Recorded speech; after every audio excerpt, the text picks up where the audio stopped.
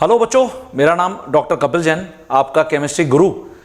आज का ये जो एपिसोड आप देख रहे हो रिडॉक्स अभिक्रिया, रिडॉक्स रिएक्शन की सीरीज में, ये ऑक्सीडेशन नंबर जो चेंज मेथड है किसी भी रिडॉक्स अभिक्रिया को संतुलित करने के लिए, मैं उसके ऊपर आपको बता रहा हूं। जो लास्ट एपिसोड में आपने आयन इलेक्ट्रॉन विधि है उसके ऊपर जितने भी मैंने आपको स्टेप्स बताए थे और प्रॉब्लम्स हमने प्रैक्टिस करिए थे, और प्रैक्टिस करने के लिए भी आपको मैंने बहुत सारे प्रॉब्लम्स और दिए थे, वो सब मैं आपसे पूरी उम्मीद कर रहा हूं कि आपने बना लिए होंगे। तो जो ऑक्सीडेशन नंबर चेंज मेथड है ये हम मुख्यतः कौन सी रिडॉक्स अभिक्रियाओं पर अप्लाई करते हैं। तो जैसे अपन ने आयन इलेक्ट्रॉन विधि में पढ़ा, उस विधि का नाम आयन इलेक्ट्रॉन विधि रखा ही इसलिए गया है क्योंकि वो आयनिक रिडॉक्स अभिक्रियाओं पर अप्लाई करते हैं। ऑक्सीडेशन नंबर जो चेंज मेथड है ये नॉन आयनिक जो रिडॉक्स अभिक्रियाएं होती है, मतलब जहां पर कोई भी आयन नहीं होगा, हम मुख्यतः उनके ऊपर अप्लाई करते हैं। क्या ऑक्सीडेशन नंबर चेंज मेथड आयनिक रिडॉक्स अभिक्रियाओं पर अप्लाई कर सकते हैं क्या?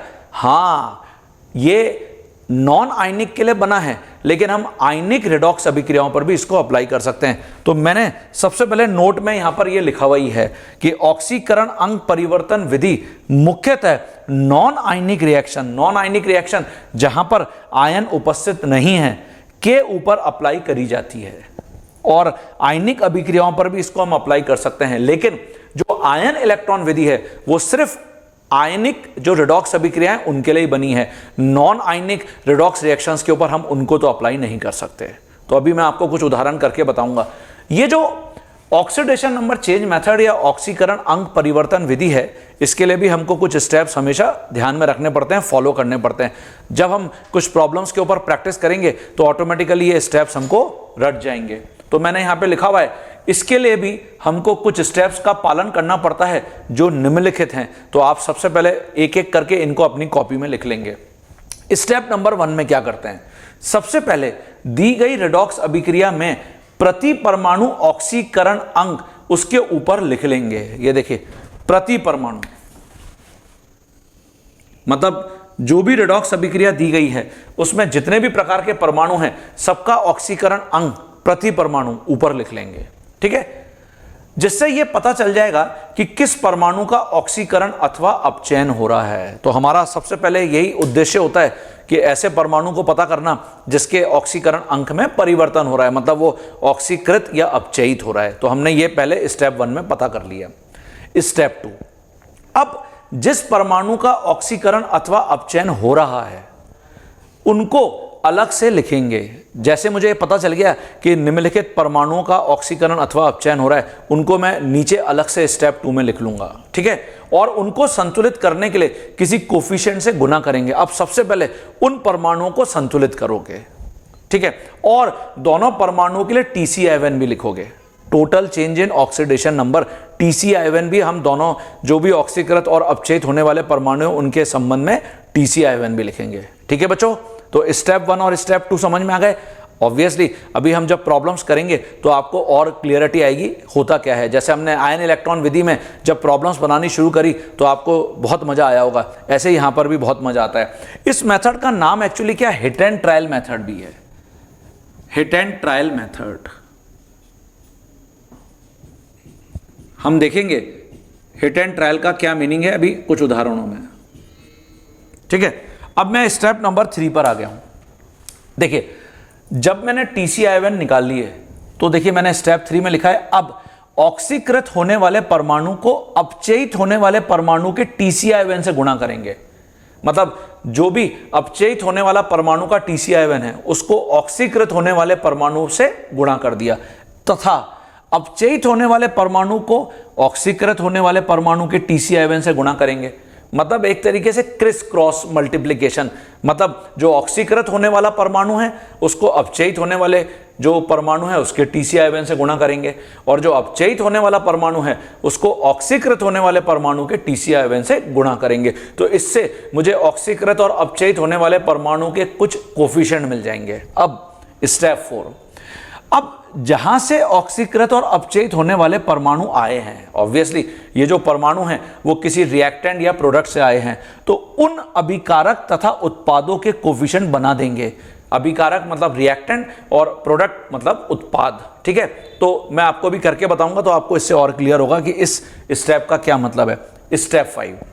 अब ऑक्सीकृत तथा अपचयित होने वाले परमाणु संतुलित हो चुके हैं, तो इन परमाणुओं के अलावा बाकी बचे जो दूसरे परमाणु हैं उनको संतुलित करोगे। ये देखो, और इसमें हम वही हिट एंड ट्रायल, मतलब यहां पे हम कुछ कोफिशिएंट से मल्टीप्लाई करेंगे अभिकारक दिशा में, और उत्पाद दिशा में भी कुछ कोफिशिएंट से मल्टीप्लाई करेंगे, और सबसे लास्ट में अंत में जो ऑक्सीजन परमाणु है उसको संतुलित करेंगे। और इसके लिए जो हमने आयन इलेक्ट्रॉन विधि में पढ़ा, सेम मेथड यहां पर भी अप्लाई करेंगे। क्या? जिस दिशा में ऑक्सीजन परमाणु की संख्या कम है उस दिशा में जल के अणु जोड़ देंगे। क्या जोड़ देंगे? जल के अणु। तो अंत में ऑक्सीजन परमाणु को संतुलित करने के लिए उस दिशा में H2O के अणु जोड़ेंगे जहां ऑक्सीजन परमाणु की संख्या कम है। तो ये हमने आयन इलेक्ट्रॉन विधि में भी पढ़ा है। ठीक है बच्चों? अच्छा, हाइड्रोजन परमाणु को संतुलित करने की जरूरत नहीं पड़ेगी क्या? नहीं, आप देखेंगे जैसे ही ऑक्सीजन परमाणु संतुलित होगा, इमीडिएटली हमारी जो रेडॉक्स अभिक्रिया है वो पूरी संतुलित हो जाएगी हमेशा।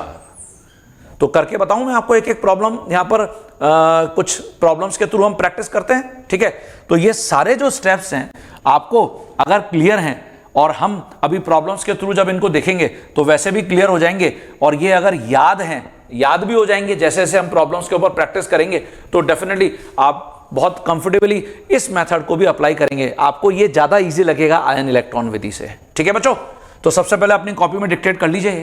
देखिए बच्चों, जो ऑक्सीडेशन नंबर चेंज मेथड या ऑक्सीकरण अंक परिवर्तन विधि है, मैं एक एक करके जो नॉन आयनिक रेडॉक्स अभिक्रिया हैं उनको आपके साथ संतुलित करके बता रहा हूं। तो पहले ढंग से समझ लीजिए और उसके बाद फिर इनके सॉल्यूशन को लिखिएगा। आगे मुझे लगता है कि बहुत आसानी से आप आगे कुछ जो प्रॉब्लम्स मैं आपको प्रैक्टिस करने के लिए दूंगा उनको बना पाएंगे।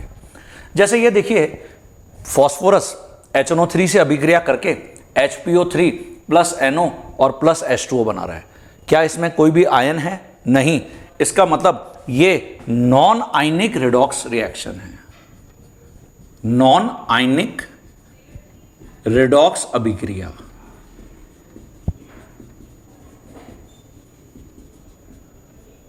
अब तुमको जो मैंने स्टेप नंबर 1 में बताया है, स्टेप नंबर 1, प्रति परमाणु, सभी जो भी यहां पे परमाणु दे रखे हैं, प्रति परमाणु सबके ऊपर उनका ऑक्सीकरण अंक लिख लेंगे।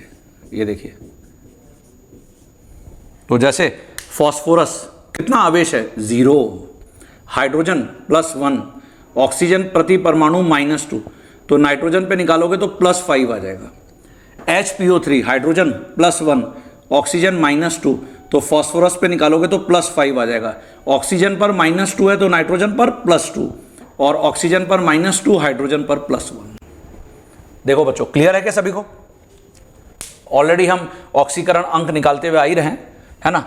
और किसी को अगर नहीं बन रहा है तो आप जैसे HNO3 में नाइट्रोजन का X मान लोगे, हाइड्रोजन का +1, ऑक्सीजन का 3 × -2 = 0, तो इससे तुमको नाइट्रोजन के ऊपर चार्ज पता चल जाएगा +5। ठीक है बच्चों? अब क्या पता चल रहा है यहां से? ये देखिए, ये पता चल रहा है कि फॉस्फोरस 0 से +5 में परिवर्तित हो रहा है, मतलब ऑक्सीकरण। नाइट्रोजन +5 से +2 में परिवर्तित हो रहा है, अपचयन। तो मैंने आपको जो स्टेप नंबर 2 बताया है, जो भी ऑक्सीकृत तथा अपचयित होने वाले परमाणु हैं उनको अलग से लिख लीजिए ऐसे। तो P 0 से P+5 में परिवर्तित हो रहा है, ये देखिए, और नाइट्रोजन +5 से +2 में परिवर्तित हो रहा है, ये देखिए।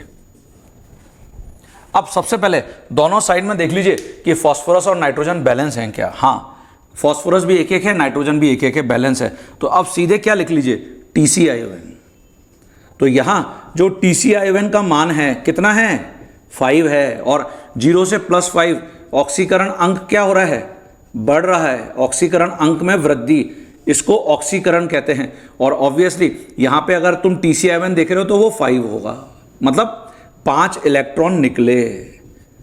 ये बार बार लिखने की जरूरत नहीं है, लेकिन जस्ट फॉर अवेयरनेस मैं आपको यहां पर लिख रहा हूं। और नाइट्रोजन +5 से +2 कितना है? TCiON 3 है, बिल्कुल। और यहां 3 इलेक्ट्रॉन ग्रहण होंगे। ये अपचयन को बता रहा है, अपचयन। तो आपको यह पता चल गया कौन ऑक्सीकृत हो रहा है, कौन अपचयित हो रहा है। अब आपको मैंने स्टेप नंबर 3 में क्या बताया, जो भी ऑक्सीकृत होने वाला परमाणु है उसको अपचयित होने वाले परमाणु के TCI से गुणा करना है। मतलब जो समीकरण नंबर 1 है उसको गुणा करोगे समीकरण 2 के TCI मतलब 3 से, और जो समीकरण नंबर 2 है उसको गुणा करोगे समीकरण नंबर 1 के TCI से, तो 5 से। यही हमने स्टेप 3 में लिखा था, ठीक है। अब देखिए इससे क्या हुआ, स्टेप नंबर जो 4 है, 1 को 3 से मल्टीप्लाई किया तो ये बन गया 3p0, इससे बन गया 3p+5, इसको समीकरण 3 बोल देते हैं, और इक्वेशन 2 को 5 से मल्टीप्लाई किया तो 5n+5 से बन गया 5n+2, इसको समीकरण 4 बोल देते हैं। अब आप देखो, जहां से ये हमने स्टेप 4 में लिखा था कि जहां से अभिकारक और उत्पाद आए हैं, ओरिजिनल जो रिएक्टेंट एंड प्रोडक्ट है उनके कोफिशिएंट बना दो। तो फास्फोरस तो फास्फोरस से आया है, तो यहां पे हम लिख सकते हैं अर्थात ये तो 3p ही लिखा जाएगा, है ना, प्लस जो HNO3 में नाइट्रोजन +5 है उसका कोफिशिएंट अब कितना है, 5 है, पूरे HNO3 का बन जाएगा, तो 5HNO3।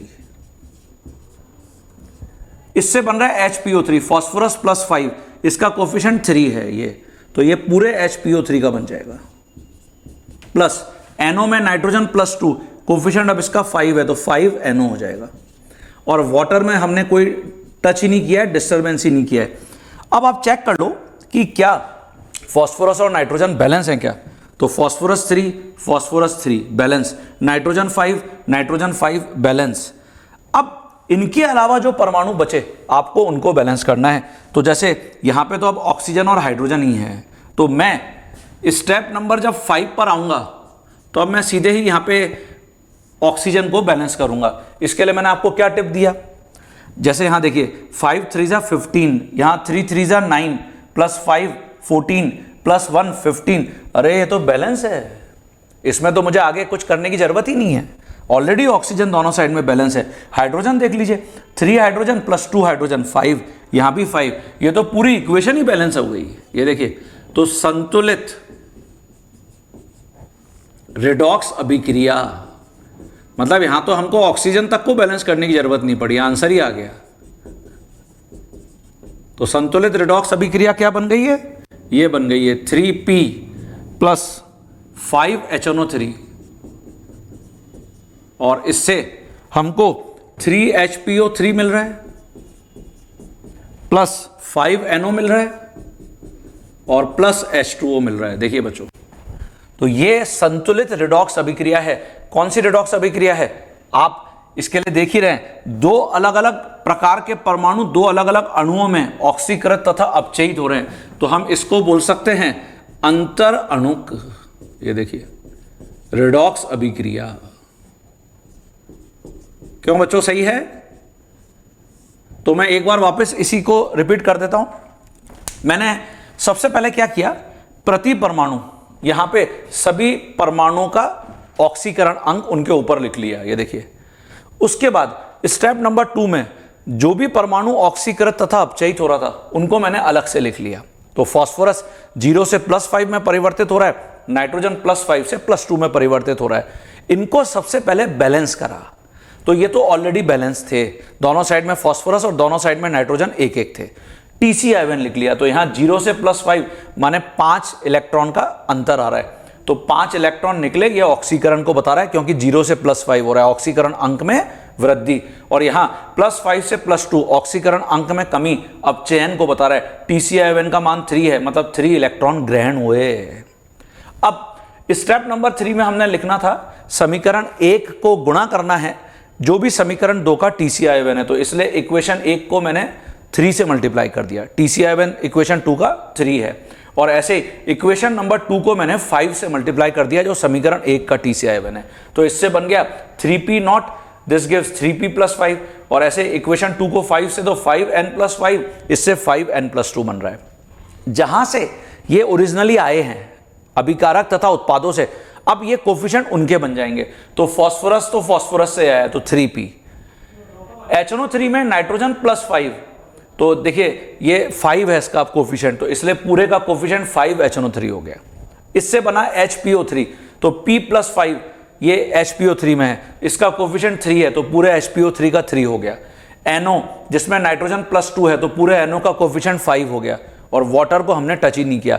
फिर मैंने देखा कि फास्फोरस और नाइट्रोजन के अलावा जो भी दूसरे बचे हुए परमाणु हैं उनको संतुलित किया जाए। तो इसके लिए मैंने देखा यहाँ पर तो ऑक्सीजन और हाइड्रोजन ही है, ऑक्सीजन भी संतुलित है और हाइड्रोजन भी संतुलित है, ठीक है। तो ये कॉन्सेप्ट है ऑक्सीडेशन नंबर चेंज मेथड का। तो अब तो मुझे लगता है कि तुम बहुत आसानी से बना पाओगे अगर इस एग्जाम्पल को तुम मेरे ढंग से समझ गए। तो अगले एग्जाम्पल को अटेंड करते हैं फिर बच्चों। तो ये लिख लीजिए अपनी कॉपी के अंदर। हाँ बच्चों, नेक्स्ट जो प्रॉब्लम है देखिए उसको जरा डिस्कस करते हैं। H2S HNO3 से अभिक्रिया करके NO plus sulphur plus H2O बना रहा है। क्या यहां पे कोई आयन है? नहीं। इसका मतलब ये भी नॉन आयनिक रिडॉक्स अभिक्रिया है। तो अब 1 बाय 1 वो सारे स्टेप्स यहां पर अप्लाई करते हैं। तो देखिए सबसे पहले स्टेप नंबर 1, इस पूरी अभिक्रिया को वापस लिख लीजिए। H2S HNO3 से अभिक्रिया करके NO plus sulphur plus H2O बना रहा है, ठीक है बच्चों। अब आप यहां पे प्रति परमाणु चेक करिए ऑक्सीकरण अंग। तो देखिए हाइड्रोजन +1 क्योंकि अधातु से जुड़ा हुआ है सल्फर से, तो सल्फर पर -2 आ जाएगा। हाइड्रोजन +1 ऑक्सीजन -2 तो नाइट्रोजन पर +5, ऑक्सीजन -2 तो नाइट्रोजन पर +2, सल्फर पर 0, हाइड्रोजन +1 ऑक्सीजन -2।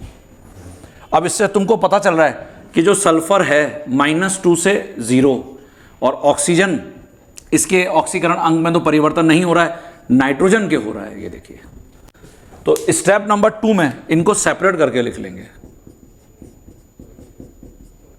तो ये हो गया आपका सल्फर -2 से सल्फर 0 और -2 से 0, इसका मतलब ऑक्सीकरण अंग में वृद्धि। इसका मतलब क्या है? ये ऑक्सीकरण। क्या दोनों साइड में सल्फर बैलेंस है? हाँ, तो सीधे फिर TCl लिख लेंगे तो वो 2 होगा। इसका मतलब 2 इलेक्ट्रॉन निकले। अब आ जाइए दूसरे हाफ को देखते हैं। यहां पे नाइट्रोजन +5 से नाइट्रोजन +2, तो ये आप देख रहे हैं यहां पर ऑक्सीकरण अंक में कमी, और जो ऑक्सीकरण अंक में कमी है इसका मतलब यहां पर अपचयन हो रहा है। और TCl नाइट्रोजन दोनों साइड में बैलेंस है, बैलेंस करने की जरूरत नहीं है, तो TCl का मान 3 है, तो यहां 3 इलेक्ट्रॉन ग्रहण हुए।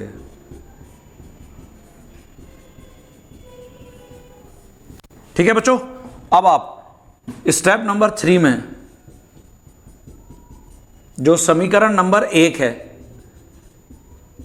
इसको TCl समीकरण 2 से मल्टीप्लाई करेंगे। तो 1 को 3 से मल्टीप्लाई किया, तथा जो समीकरण 2 है उसको समीकरण 1 के TCl मतलब 2 से गुणा किया। ये देखिए, तो इससे क्या हुआ, जो समीकरण 1 है अब आप लिख सकते हो 3 सल्फर -2 से 3 सल्फर 0, और दूसरा जो समीकरण 2 है उसमें लिख सकते हो 2 नाइट्रोजन +5 से 2 नाइट्रोजन +2। ये देखिए, अब जहां से ये आए हैं उनके कोफिशिएंट बना दो। तो सल्फर -2 कहां से आया है? H2S से। तो ये देखिए यहां हम ऐसे लिख सकते हैं, अब 3H2S प्लस जो HNO3 में नाइट्रोजन +5 है उसका कोफिशिएंट क्या है? 2 है, तो 2HNO3। इससे NO बन रहा है, सल्फर बन रहा है, और NO में नाइट्रोजन +2 का कोफिशिएंट 2 है, तो 2NO। सल्फर का कोफिशिएंट तो 3 है और वाटर को हमने टच ही नहीं किया है। ठीक है बच्चों, अब आप चेक करिए, सल्फर दोनों साइड में बैलेंस है 3-3, नाइट्रोजन 2-2 बैलेंस है। अब इसके अलावा तो सिर्फ ऑक्सीजन और हाइड्रोजन ही बचे, तो 2-3 = 6, यहां पे 2 और 1, इसका मतलब उत्पाद साइड में 3 ही ऑक्सीजन है, तो मुझे क्या जोड़ना पड़ेगा? 3H2O। ये देखिए, तो ऑक्सीजन बैलेंस हो गया। अब आप हाइड्रोजन को देखिए, 3 × 2 = 6 + 2 8 हाइड्रोजन, यहां 3 × 2 = 6 + 2 8 हाइड्रोजन, इसका मतलब अभिक्रिया संतुलित हो गई। तो आंसर आ गया 3H2S प्लस 2HNO3, इससे बन रहा है 2NO plus 3 sulphur plus 4H2O। तो ये संतुलित रिडॉक्स अभिक्रिया है। उपरोक्त संतुलित रिडॉक्स अभिक्रिया है।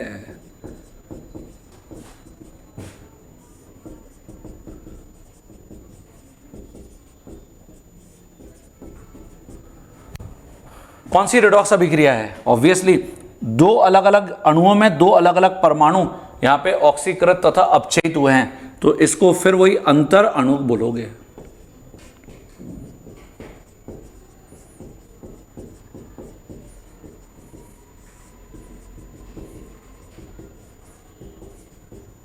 ठीक है बच्चों, क्लियर है सभी को? तो ये आपको समझ में आ गया कि किस प्रकार से मैं ऑक्सीडेशन नंबर चेंज मेथड जो है या ऑक्सीकरण अंग परिवर्तन विधि उसको मैं अप्लाई कर सकता हूं। मुख्यतः नॉन आयनिक जो रिडॉक्स अभिक्रिया है उनके ऊपर अप्लाई कर सकते हैं। तो अगली प्रॉब्लम देखिए, मैं आपको सॉल्व करके बताता हूं। देखिए बच्चों, जो अगला मैंने प्रॉब्लम लिखा है ये फिर एक नॉन आयनिक रिडॉक्स अभिक्रिया है। K2Cr2 HCl से अभिक्रिया करता है, KCl plus CrCl3 plus H2O plus Cl2 बनते हैं। और आपको एग्जामिनर बोल रहा है कि इसको ऑक्सीडेशन नंबर चेंज मेथड से बैलेंस करिए, या जैसा कि मैंने आपको आयन इलेक्ट्रॉन विधि में भी बताया था, आपको यहाँ पे coefficient A, B, C, D ऐसे दे देगा और फिर आपसे ऑब्जेक्टिव प्रॉब्लम में पूछेगा ABCD का मान बताइए। तो अगर नॉन आयनिक रिडॉक्स अभिक्रिया है तो ऑक्सीडेशन नंबर चेंज मेथड से बना लीजिए, और अगर आयनिक रिडॉक्स अभिक्रिया है तो आयन इलेक्ट्रॉन विधि से बना लीजिए। तो ये खुद आपको पहचानना अब आना चाहिए। समझ गए बच्चे? चलिए इसको सॉल्व करते हैं जरा। सबसे पहले यहां जो स्टेप नंबर 1 है, प्रति परमाणु सभी परमाणुओं का ऑक्सीकरण अंक लिखेंगे। ये देखिए,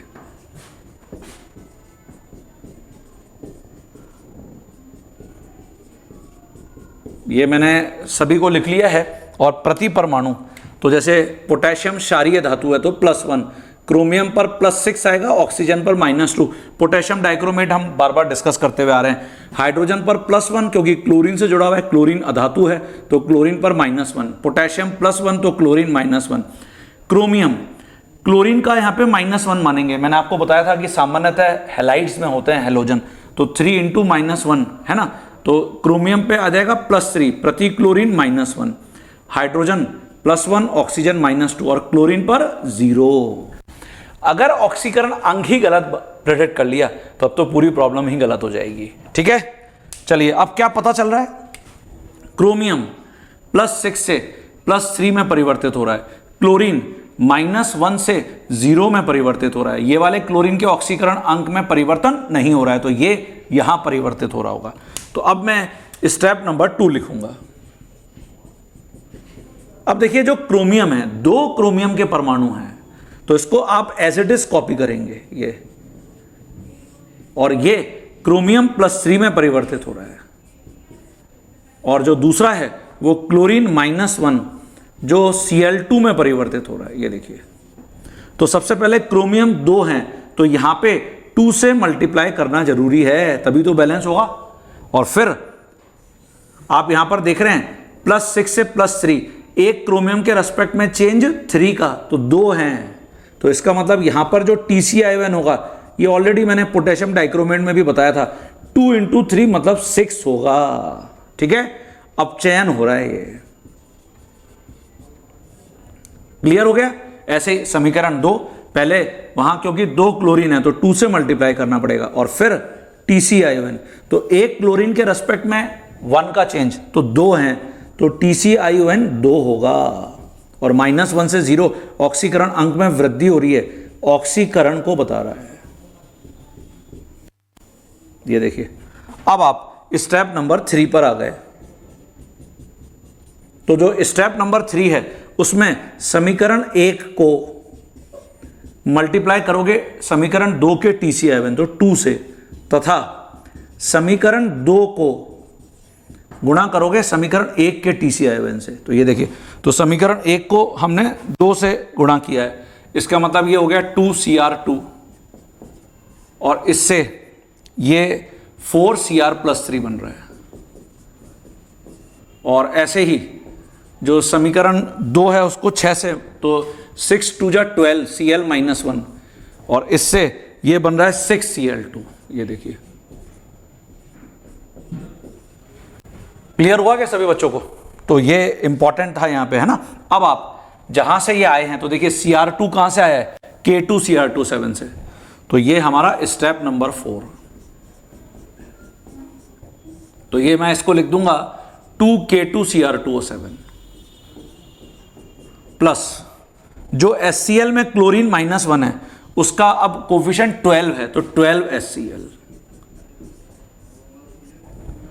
इससे बन रहा है KCl। KCl में कोई भी डिस्टर्बेंस था ही नहीं, तो एज इट इज KCl को लिखेंगे। और जो CrCl3 है, क्रोमियम +3 का कोफिशिएंट अब 4 है, तो 4 CrCl3 प्लस जो वाटर है उसमें कोई भी डिस्टर्बेंस नहीं किया, और जो Cl2 है उसका कोफिशिएंट अब 6 है। ये देखिए, क्लियर हुआ क्या सभी बच्चों को? तो सबसे पहले चेक कर लीजिए कि क्रोमियम और क्लोरीन बैलेंस है क्या। तो देखिए 2 2 जा 4 क्रोमियम, वहां पे भी 4 क्रोमियम बैलेंस। क्लोरीन 12, यहां कितने हैं? 6 दूनी 12 और 4 तिया 12, और ये भी है, मतलब 12 12 24 और एक 25 क्लोरीन है। यहां 12 है, इसका मतलब रिएक्टेंट साइड में क्लोरीन कम है, तो मुझे रिएक्टेंट साइड में 13 HCl ऐड कर देने चाहिए। अब आप बोलेंगे सर HCl क्यों, सिर्फ क्लोरीन कर सकते थे क्या? भाई क्लोरीन कोई इंडिपेंडेंट फॉर्म में थोड़ी है, यहाँ पे HCl फॉर्म में ही है ना, तो इसलिए मुझे 13 HCl ऐड करने पड़ गए, तो क्लोरीन बैलेंस हो गए। तो क्लोरीन बैलेंस, क्रोमियम बैलेंस। अब आ जाइए पोटेशियम, 2 दूनी 4, यहां पे कितने हैं? एक ही है। इसका मतलब जो उत्पाद वाली दिशा है उसमें मुझे यहां पे 3 KCl ऐड करने पड़ेंगे, जब जाके 4 पोटेशियम होंगे। इसलिए इसका नाम हिट एंड ट्रायल रखा गया है बच्चों। कुछ इधर जोड़ रहे हैं, कुछ उधर जोड़ रहे हैं, समझ रहे हैं आप? तो अब लेकिन इससे फिर क्लोरीन अनबैलेंस हो गए, 3 क्लोरीन और जोड़ दिया आपने यहां पे अतिरिक्त, तो मुझे यहां पे फिर 3 HCl जोड़ देने चाहिए। अब देखिए chromium balance, chlorine balance, potassium balance. अब ऑक्सीजन पर आ जाइए, 7 दूनी 14 और यहां कितने हैं? यहां एक ही ऑक्सीजन है, इसका मतलब मुझे यहां पे 13 H2O जोड़ देने चाहिए, तो इससे 14 ऑक्सीजन हो गए। अब हाइड्रोजन को बैलेंस करेंगे तो 26 और 2 28, यहां 12 और 13 25 और 3 28, ये तो बैलेंस हो गया। इसका मतलब आपको जो संतुलित अभिक्रिया मिल गई वो ये मिल गई है, देखिए 2K2Cr27 प्लस 28 HCl। इससे बन रहा है 3 KCl और 1 KCl, 4 KCl। ये 4 CrCl3 प्लस और 6 Cl2 और प्लस 14 H2O। ये देखिए, आया मजा? तो ऐसे सॉल्व करना है, ठीक है बच्चों। तो ये भी किस प्रकार की अभिक्रिया है? ये फिर वही अंतर अणुक रिडॉक्स अभिक्रिया है। अच्छा, आप देख रहे हैं कि यहां सभी में 2 का एक कोफिशिएंट दिख रहा है, 2 28 4 4 6 14। पूरी समीकरण को आप 2 से डिवाइड कर सकते हो, तो यहां K2Cr27 हो जाएगा, यहां 14 HCl हो जाएगा, यहां 2 KCl, यहां 2 CrCl3, यहां 3 Cl2 और यहां 7 H2O। तो एक ही बात है, आपको ज़्यादा टाइम पास करना है तो आप ऐसे लिख सकते हो। तो बच्चों, आज के इस एपिसोड में इतना ही। अगला जो आप एपिसोड मेरा देखने जा रहे हो उसमें मैं इसी प्रकार की कुछ और अभिक्रियाओं को जो ऑक्सीडेशन नंबर चेंज मेथड है उससे संतुलित करता हुआ दिखूंगा। तो ये हमारा अब लगभग रिडॉक्स अभिक्रियाओं वाला जो सीरीज है, चैप्टर है, वो खत्म होने की तरफ आ गया है। मुझे अब इसमें एक पॉइंट और बताना है, फॉर्मल चार्ज, है ना। तो फॉर्मल चार्ज क्या होता है वो भी आप मेरे अगले एपिसोड्स में देखोगे। तो इसके बाद अब हम मोल अभिधारणा जो चैप्टर है उसको डिस्कस करना स्टार्ट करने जा रहे हैं, ठीक है बच्चों। तो मुझे लग रहा है कि केमिस्ट्री पढ़ के मजा आ रहा है यार, मजा आ रहा है। तो ना तो आप अच्छे कमेंट्स करते हो, ना आप मेरे जो वीडियोस हैं उसको लाइक करते हो, और ना ही उसको शेयर करते हो। तो यार इतना तो बनता है। तो जल्दी से फटाफट जो मोमेंटम का ये चैनल है उसको सब्सक्राइब कर दीजिए, आप उसको लाइक करिए और सारे वीडियोस को लाइक करके अपने अपने अच्छे कमेंट्स को जरूर हमें भेजिए, हमें इससे बहुत एनर्जी मिलेगी। तो अगले एपिसोड में तैयार रहिएगा। ये आपको मैंने बता दिया है कि किस प्रकार से हम ऑक्सीडेशन नंबर चेंज मेथड को अप्लाई करते हैं। घर पे जब ये सारे क्वेश्चंस आप नोट कर लेंगे तो मेरा आप सभी को सुझाव ये है, अपनी जो सॉल्यूशन वाला पार्ट है उसको भूल जाइए, सिर्फ क्वेश्चन लिखिए और वापस खुद बना के देखिए। तो जब हम ऐसे 3-4 प्रॉब्लम खुद बना के देखेंगे, सॉल्यूशन आपके पास ऑलरेडी लिखा हुआ है, लेकिन प्रैक्टिस करने के लिए भूल जाइए कि सॉल्यूशन आपके पास है, तो देखिए आपको कितना कॉन्फिडेंस आएगा। और जहां कहीं आप अटक जाते हो, आप वापस मेरे जो स्टैंडर्ड सॉल्यूशंस हैं उनसे प्रैक्टिस कर सकते हो। ठीक है बच्चों, क्लियर है? तो अगले एपिसोड में तैयार रहिएगा कुछ और प्रॉब्लम्स को प्रैक्टिस करने के लिए। मिलते हैं फिर।